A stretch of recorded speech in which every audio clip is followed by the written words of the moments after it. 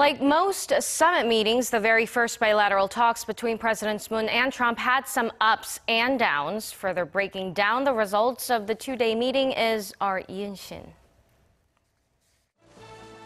South Korea's President Moon Jae-in received a warm welcome of U.S. President Trump last week, with the White House even serving a Korean fusion dish at the reception.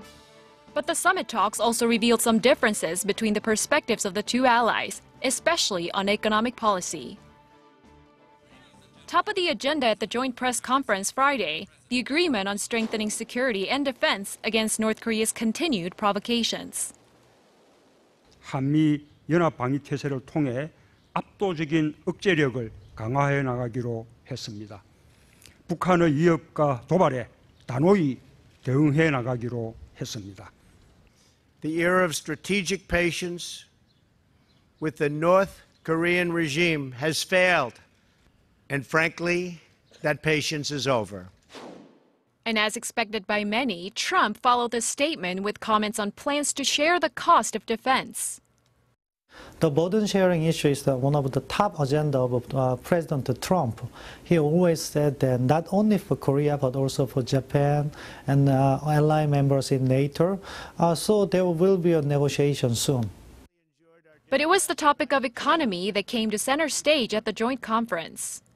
While Moon summed up their discussion, saying the two countries will work together for mutually beneficial relations through economic growth and job creation, Trump brought up the free trade agreement between two nations. Our trade deficit with South Korea has increased by more than $11 billion. Not exactly a great deal.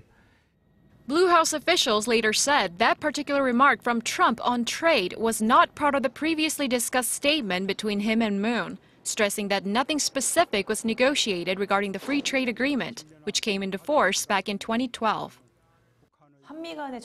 For the past several years, the losses on America's end had nothing to do with the KORUS FTA. As far as tariffs are concerned, the U.S. actually benefits far more than South Korea.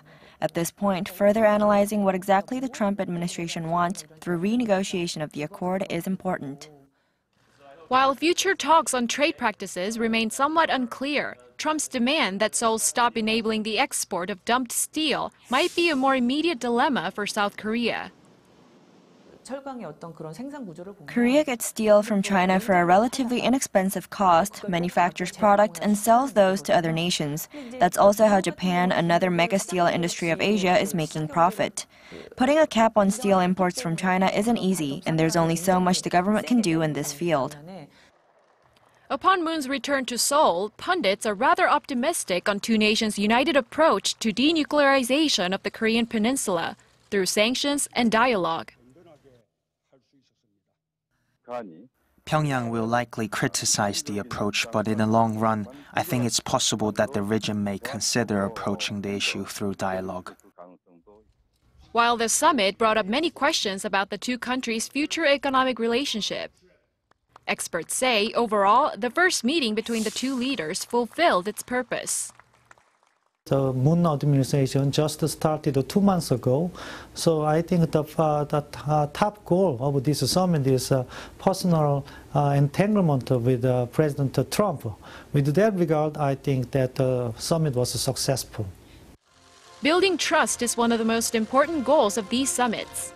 However, with many more talks ahead, including a trilateral one between Seoul, Washington, and Tokyo later this week as part of the G20 summit, watchers add that compromise is also expected.